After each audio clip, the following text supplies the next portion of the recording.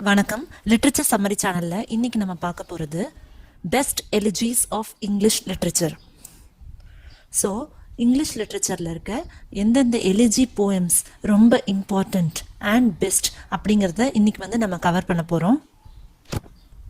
இது கண்டிப்பாக உங்களுக்கு ஒரு யூஸ்ஃபுல் இன்ஃபர்மேஷனாக இருக்கும். ஸோ இந்த வீடியோவை ஸ்கிப் பண்ணாமல் கடைசி வரலையும் பாருங்கள். ஃபர்ஸ்ட், எலிஜி அப்படின்னா என்ன? எலிஜி இஸ் அ போயம் ஒரு song written in honour of someone deceased.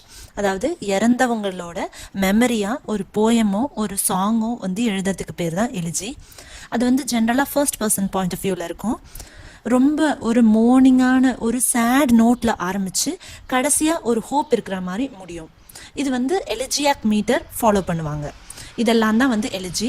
இப்போ இந்த எலிஜியாக் மீட்டர் அப்படிங்கிறது ஒரு சில எலிஜிஸில் ஃபாலோ பண்ணுறாங்க. இப்போ மாடர்ன் வேர்ஷன்ஸ்ல எல்லாம் அந்த மாதிரி எலிஜியாக் மீட்டர் ஃபாலோ பண்ணுறதில்ல. புதுசாக அவங்க மாடர்னாக இந்த எலிஜியை ட்ரை பண்ணுறாங்க. ஸோ இப்போ நம்ம லிஸ்ட்டுக்கு போகலாம்.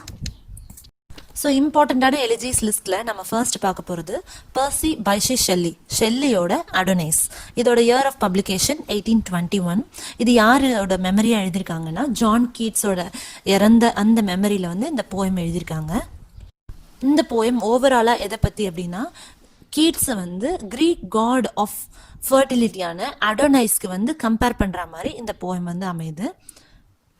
கீட்ஸோட பேரை டைரக்டாக இந்த போயமில் மென்ஷன் பண்ணியிருக்க மாட்டார். ஆனால் the soul of Adonais like a star beacons from the abode where the eternal are. So இது ஒரு கோட் இந்த போயம்ல இருந்து. ஸோ இதே ஃபார்மேட்டில் தான் எல்லா போயம்ஸை பற்றியும் நான் சொல்ல போகிறேன். அடுத்தது இந்த ஒர்க் பேர் when lilacs last in the door yard bloomed. இது வால்ட் விட்மனோட ஒரு எலிஜி. ஆப்ரஹாம் லிங்கன் அசாசினேஷன் 1865 நடந்திருக்கு. அதே இயர்ல தான் இந்த போயமும் பப்ளிஷ் பண்றாங்க. அப்ரஹாம் லிங்கனை வச்சு தான் அவரோட மெமரியில தான் வால்ட் விட்மன் இந்த போயம் கம்போஸ் பண்ணியிருக்காரு. இந்த போயம் ஓவராலா சிவில் வாரோட பெயினையும் இந்த லிங்கனோட மரணத்தையும் பேசுது. 206 லைன் போயம் இது. இதுலேருந்து ஒரு லைன் என்னன்னா, O great star disappeared, O the black murk that hides the star. So இது இந்த லைனோட இந்த போயமோட ஒரு கோட். அடுத்து வால்ட் விட்மேன் அவங்க எழுதின ஓ கேப்டன் மை கேப்டன்.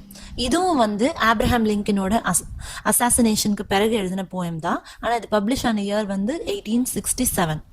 இந்த போயம்ல ஆப்ரஹாம் லிங்கனை ஒரு கேப்டன் ஆஃப் த ஷிப்பா ப்ரொஜெக்ட் பண்றாரு. அதாவது ஒரு ஷிப் அதோட போர்ட்டை சக்சஸ்ஃபுல்லா ரீச் ஆகுது.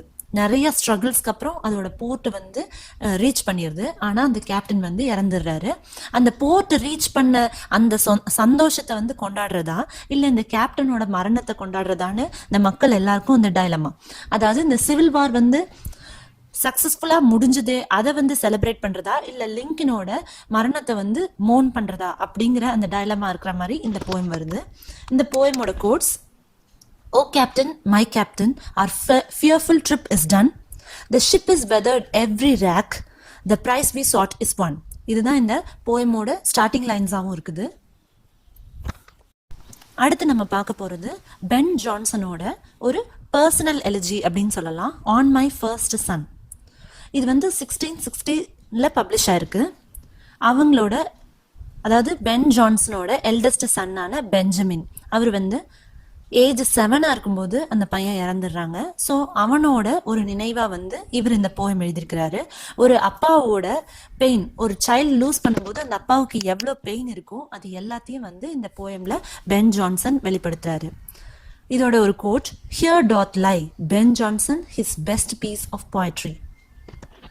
என்னதான் பென் ஜான்சன் பெரிய ஒரு போயட்டா ஒரு பிளே ரைட்டா இருந்தாலும் அவரோட பெஸ்ட் பீஸ் ஆஃப் போயட்ரி எது அப்படின்னா அவளோட சன் தான் அப்படின்னு சொல்றாரு. So this is very heart touching.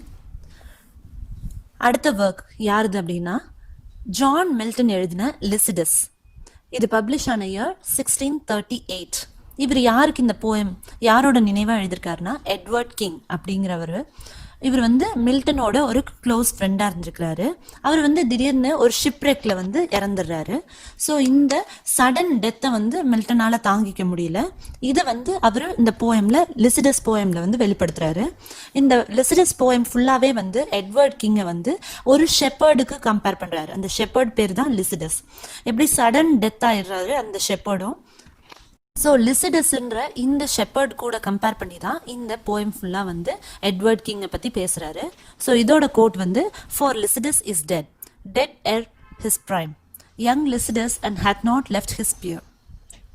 Lycidas வந்து இறந்துட்டான் அப்படிங்கிறதையே வந்து இவரால் நம்ப முடியல. திரும்ப திரும்ப லிசிடஸ் இஸ் டெட் டெட் அப்படின்னு இவரே சொல்லி எட்வர்ட் கிங் வந்து இறந்துட்டாரு, கம் டு யுவர் சென்சஸ் அப்படிங்கிற மாதிரி இவரே தனக்கே வந்து சொல்லிக்கிறாரு. ஸோ இதுவும் ஒரு ஃபேமஸ் எலிஜி. அடுத்த ரொம்ப ஃபேமஸ் எலிஜி ஆல்ஃப்ரட் லார்ட் டென்னிசனோட இன் மெமோரியம். இன் மெமோரியம் இது வந்து யாருக்கு எழுதினாரு அப்படின்னா ஆர்த்தர் ஹென்ரி ஹாலம் அப்படிங்கிற ஒருத்தருக்காக இவர் வந்து எழுதினாரு. இவரும் ரொம்ப சின்ன வயசுலயே, அதாவது 22 இயர்ஸ்லேயே வந்து இறந்துட்டாரு. இவருக்கு செரிபரல் ஹீமரேஜ் இருந்ததுனால இவர் வந்து இறந்துட்டாரு. இந்த இன் மெமோரியம் போயம் வந்து 1850 பப்ளிஷ் ஆயிருக்குது. இவரோட ஃப்ரெண்டான ஏஹெச்ஹெச், அதாவது ஆர்த்தர் ஹென்ரி ஹாலம், அவர் வந்து 1833 இறந்திருக்காரு.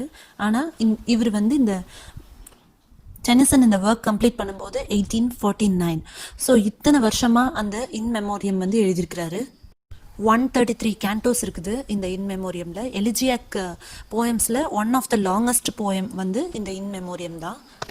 It's also the master piece of Alfred Lord Tennyson. இந்த இன் மெமோரியமோட ஃபேமஸ் கோட்ஸ் என்னன்னா, it is better to have loved and lost than never to be loved it all. இது வந்து இன் மெமோரியமோட ஒரு ஃபேமஸ் கோட்டு. நெக்ஸ்ட் நம்ம எலிஜி போயம்ஸில் பார்க்க வேண்டியது ஒரு இம்பார்ட்டண்ட்டான ஒரு போயம். இது வந்து ஏற்கனவே நம்ம சேனல்லையும் வந்து பார்த்துருக்கோம். Elegy written in a country churchyard by Thomas Gray. இந்த போயம் பப்ளிஷ் ஆன இயர் வந்து 1751.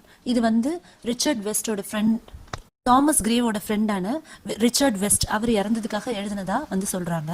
ஆனால் அவரை பற்றி எந்த ஒரு மென்ஷனுமே இதில் கிடையாது. இதில் ஜென்ரல் மோர்னிங்காக இருக்கும் இந்த போயம். ஒரு கண்ட்ரி சர்ச் யார்டில் இந்த போயட் உட்காந்துட்டு அந்த கண்ட்ரி லைஃப்பில் இருக்கிற பீப்புளோட சிம்பிளான லைஃப் ஸ்டைல், ஒரு சிம்பிளான ஒரு டெத், அந்த சிம்பிளான ஒரு கிரேவ்யார்டு, இதில் வந்து இந்த சிச்சுவேஷனில் அவர் இந்த போயம் கம்போஸ் பண்ணியிருப்பாரு. பணத்துக்கு பின்னாடி, அப்புறம் பெருமைக்கு பின்னாடி, இதெல்லாம் வந்து நம்ம போயிட்டே இருக்கிறோம். பணம், பெருமை, இது எதுவுமே வந்து நம்ம கூட வரப்போகிறது கிடையாது. அழகாக டெக்கரேட் பண்ண கிரேவ் இருந்தால் மட்டும் நம்ம வந்து பெரிய ஆளாக போகிறது கிடையாது. ஸோ இது எல்லாமே the simplicity of life and death, இதெல்லாம் பேசுகிறது தான் வந்து எலிஜி written in a country churchyard. இது வந்து the best poems of one of the best poems of English literature. இதோட ஒரு ஃபேமஸ் கோட் வந்து the paths of glory lead but to grave. Next நம்ம பார்க்க போகிறது மேத்யூ அர்னால்டோட ரக்பை சாப்பல். இந்த போயம் பப்ளிஷ் ஆன இயர் வந்து 1867. மேத்யூ அர்னால்ட் அவரோட அப்பாவான தாமஸ் அர்னால்ட், அவர் வந்து ஒரு ஸ்கூல் ஹெட் மாஸ்டராக இருந்திருப்பார். அவரோட அப்பாவோட நினைவுகளை வந்து ஞாபகப்படுத்துறது தான் வந்து இந்த போயம். ஸோ இது ஃபுல்லாகவே வந்து அவங்க அப்பாவோட வேர்ச்சியூஸ் பற்றி மேத்யூ அர்னால்ட் வந்து பேசுகிறாரு. மேத்யூ அர்னால்டோட இன்னொரு போயம், எலிஜி போயம் வந்து திர்சஸ். இது பப்ளிஷ் ஆன இயர் வந்து 1866. இதில் வந்து அவரோட ஃபெலோ போயட், அதாவது கொலீக் போயட் ஆனால் ஆர்த்தர் ஹாக் க்ளோ, இவர் வந்து இறந்ததுக்கு இந்த போயம் வந்து இவர் எழுதியிருப்பாரு. ஸோ நல்லா ஃப்ரெண்டாக இருந்த ஒரு போயட் வந்து ஒரு 42 ஏஜ்லேயே வந்து இறந்துருப்பாரு. ஸோ அவரை வந்து மோன் பண்ணுற மாதிரி இந்த போயம் வந்து அமையுது. இவரோட, அதாவது சைல்டுஹுட்லேருந்தே இவங்க ரெண்டு பேரும் வந்து ஃப்ரெண்ட்ஸு, ஒன்றா ஸ்கூல், ஒன்றா காலேஜ், அந்த மாதிரி போனவங்க. திடீர்னு வந்து ஆர்த்தர் வந்து இறந்து போயிட்டாரு. ஸோ இவங்களோட ஃப்ரெண்ட்ஷிப் டேஸ் எல்லாமே வந்து ஞாபகப்படுத்துகிற மாதிரி இந்த போயம் வந்து அமையுது. இந்த போயமோட இம்பார்ட்டன்ட் கோட் வந்து, tonight from Oxford up your pathways strays here came I often in old days Thyrsis and I, we still had Thyrsis then. So Oxford வந்து அந்த இடத்துல இவர் வந்து அவங்க ஃப்ரெண்டோட போனதையும் இப்போ வந்து தனியாக போனதையும் வந்து நினச்சி பார்க்குறாரு. அவங்க எப்படியெல்லாம் வந்து அங்கே சுற்றி இருப்பாங்க, அந்த மாதிரி எல்லாமே வந்து இவர் யோசிச்சு பார்க்குறாரு. So this is also a very heart touching poem. அடுத்தது வந்து in memory of W.B. Yeats அப்படின்ற போயம். இது வந்து யார் எழுதினாங்க அப்படின்னா W.H. Auden எழுதியிருக்கிறாரு. இதோட இயர் ஆஃப் பப்ளிகேஷன் 1940.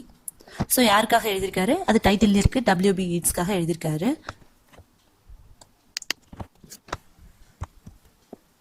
டபிள்யூபி ஈட்ஸோட மரணத்தை வந்து ஃபுல்லாகவே வந்து ரொம்ப மோன் பண்ணுற மாதிரி இந்த போயம் வந்து அமையுது.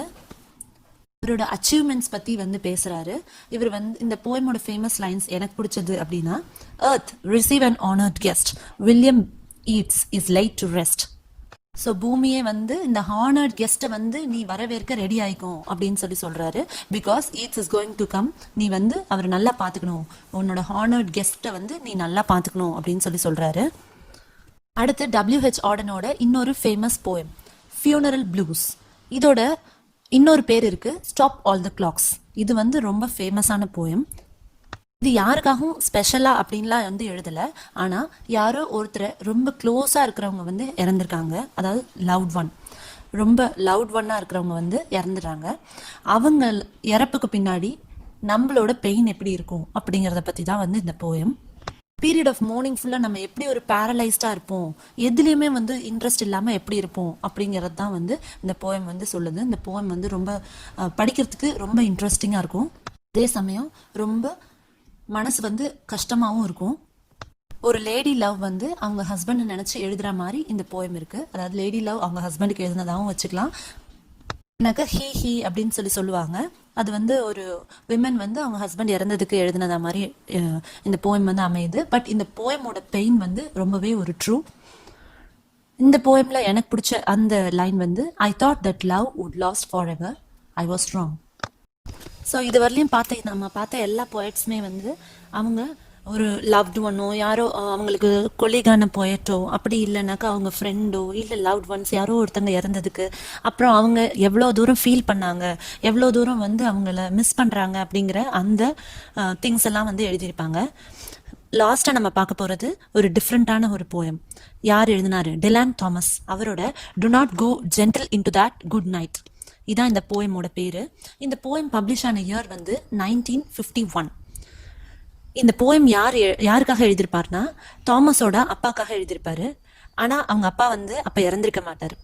டிலான் தாமஸோட டையிங் ஃபாதர் ஆன டேவிட் ஜான் தாமஸ்க்காக இந்த போயம் வந்து எழுதியிருப்பாரு. இந்த போயமோட ஃபார்மும் வந்து டிஃப்ரெண்ட் தான், வில்லனல் அப்படின்னு சொல்லுவாங்க. ஃப்ரேசஸ் வந்து ரிப்பீட் ஆகிட்டே இருக்கும். Okay, not anything like an elegy or an elegiac metre. So அதுதான் இந்த போயம் வந்து டிஃப்ரெண்ட்டான ஒரு போயம். அது இல்லாமல் இந்த போயமோட தீம்ஸும் வந்து டிஃப்ரெண்ட். என்ன சொல்கிறாருன்னா, எல்லார் மாதிரி வந்து ஈஸியாக வந்து இறந்துடாதீங்க, லைஃப் இவ்வளோதான் அப்படின்னு சொல்லி அக்செப்ட் பண்ணி அதை நீங்களே வந்து விட்டு கொடுத்து கிவ் அப் பண்ணி இறந்துடாதீங்க.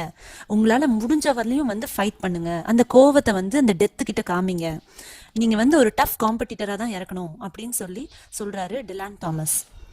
இந்த போயம் வந்து ஒரு முக்கியமான ஒரு எலிஜி போயம். ஸோ இதில் எனக்கு பிடிச்ச லைன்ஸ் வந்து, and you, my father, there on the sad height, curse, bless me now with your fierce tears, I pray. Do not go gentle into that night. Rage, rage against the dying of the light. So show me what you have, முடிஞ்ச வரலையும் நீங்கள் வந்து fight பண்ணி தான் வந்து நீங்கள் இறக்கணும் அப்படிங்கிற மாதிரி இந்த போயம் வந்து எழுதியிருக்கிறாரு. ஸோ இந்த சம்மரி உங்களுக்கு பிடிச்சிருந்தது அப்படின்னா ப்ளீஸ் லைக் பண்ணுங்கள், ஷேர் பண்ணுங்கள், மறக்காமல் சப்ஸ்கிரைப் பண்ணுங்கள். Thank you so much for listening. Thank you.